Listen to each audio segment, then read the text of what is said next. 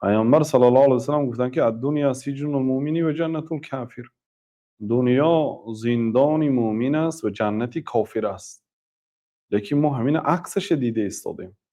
اینه ببین، تو احوال تو رو ببین، برای آنکه دنیا برای تو زندان باشد، این زندگی تو رو ببین و احوال مرا ببین. من یهودی، من یعنی مسلمان نیستم، برای من پیغمبر شما گفت که دنیا جنت است. گفت کجای این گپ راست است؟ دروغ است. گفت دنیا برای من دوزخ است، برای تو جنت است. گفت بعد حافظ ابن حجر گفتن که نه، وقتی که شخص مسلمان به جنت می‌دراید، او بعد میفهمد که در دنیا در عذاب بوده است. برای آنکه این دنیا جای راحت نیست اصلا. اون ظاهرا یک آدم ببینید که سر و لباسش خوشرو، زندگیش در نظر آدم‌ها خوب، یا بعضی زنها دروغ به در جایهای جمعیتی خودشونش تعریف میکنن، شوهراشون رو تعریف میکنن، زندگیش تعریف میکنن، دروغ است. برای سوزانیدن دیگر زنها میگن. هر یک بیت و مشکلی و عذاب و در خانه ها هست که اکوی آدم ها گفتن که دی فایده نیست. آدم ها گوید میخنده در بالاتان، جای ضعیفی تو نیابد. برای همین آدم ظاهرا آدم خودش خوشبخت نشان میتد، ولی هر یک آدم مشکلی های زیاد دارد. این دنیا جنت نیست. جواب حافظ ابن حجر این بود که وقتی جنت می‌دراید، آدم مسلمان می‌داند که دنیا دوزخ بود است، دنیا زندان بود است.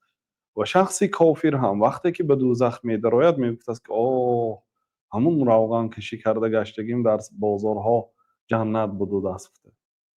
واقعا همین خیلی است. آدم وقتی عذاب می‌بیند بعد قدری دنیای میفهمد که دنیا جایی، یعنی که به هر حال جای سبک است نسبت دوزخ. اونجا در دوزخ نسأل الله سلامت و العافیه، باز همین حرارتی آتش‌های دنیا چقدر باشد، 70 مراتبه دوچندی، همین 70 چند یعنی کرات بلند حرارت دارد آتش دوزخ.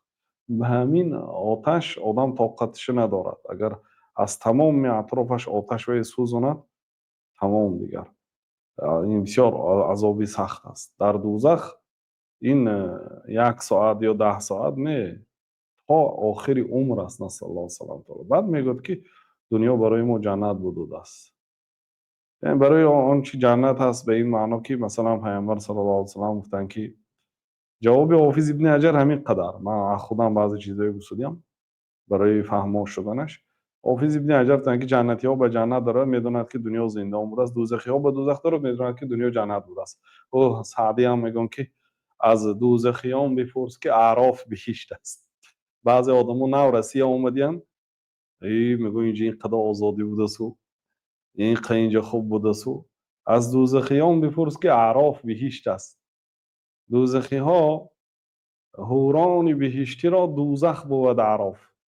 اون حورهایی که در بهشت زندگی میکنن برای آنها اعراف دوزخ است. اعراف یعنی بین جنت و دوزخ هیچ چی نیست، نه عذاب و نه راحت. اما اعراف برای حوران بهشت دوزخ حساب میشن. از دوزخیان بپرس که اعراف بهشت است. در نظر دوزخی ها اعراف بهشت است. در نظر بعضی آدم رسیه بهشت است. حاضر آزادی هست، بی ملال است، چون که اون بیچاره ها دیگه هیچ جایی ندیدن. بنابراین این یعنی نسبی هست. به نظر آدم غیر دین این حاضر نمیفهمد، چون که حاضر وی هم در غم و در عذاب است. الله تعالی میگه که این تکونوا تعلمون فانهم یعلمون کما تعلمون. اگر شما در علم، در درد باشید، در غم و غصه باشید، وحای هم همین خیل است. فقط وحا چه میکنن؟ یعنی یگان چی میخورن، مواد مخدر، موادهای مدهوش کننده، تا اینکه عقلشان همین مسئله را حس نکند و کرخت شود و خرسندی کنند. بنابراین از وقتی نمازی بامداد میبینی که یگان چی نوشیده است یا یگان چی خورده است، برای حس نکردن درد و علم دنیا. لیکن در آخرش الله تعالی که و ترجون من الله ما لا یرجون. لیکن شما از الله تعالی هیچ امید دارید، اونها هیچ امید ندارن. شما که اخلاق عذاب کشیدم در دنیا، میگید که خیر انشالله در آخرت راحت است، لیکن اونها همین امیدم ندارن. بنابراین پیامبر صلی الله علیه و سلم در بعضی حدیث‌ها گفتن که لا تشربوا فی آنیه الذهب والفضه. شما در ظرف‌های طلایی و نقره‌ای نخورید و ننوشید. چون که این برای آنها در دنیا، برای ما در آخرت است. یعنی اونا در دنیا می نوشن با ظرفهای طلایی، همشان نباشدم، 1000 با ظرف طلایی نوشیدم، اون دنیا برایشون جنت نیست. خوشبختی نه در پول و مال، در منصب، در زیبایی، در دارایی نیست. خوشبختی در ایمان الله و رسول الله است. وقتی که آدم ایمان میبرد، قلبش این حسیات ما دیدیم در بعضی آدم هایی که اول کافر بودن بعد اسلام قبول کردن. باور کنید 24 ساعتشون همین خوشبختی، چون که اونا دو حالت دیدن، حالتی کفر دیدن عذابش، حالتی اسلام دیدن. همیشه میبینی در لبانش خندان، خرسند، به هوس 5 وقت نماز میخوند، حتی تهجدش ترک نه. میاد برادر، زنش زن عروس بوده، زنش مسلمان کردگی، خودش حاجی گاه بامداد قضا میکرده، زنش پنجشنبه دوشنبه روزه با شبها تهجد رو ترک نمیکرده، زن عروس اسلام قبول کردگی.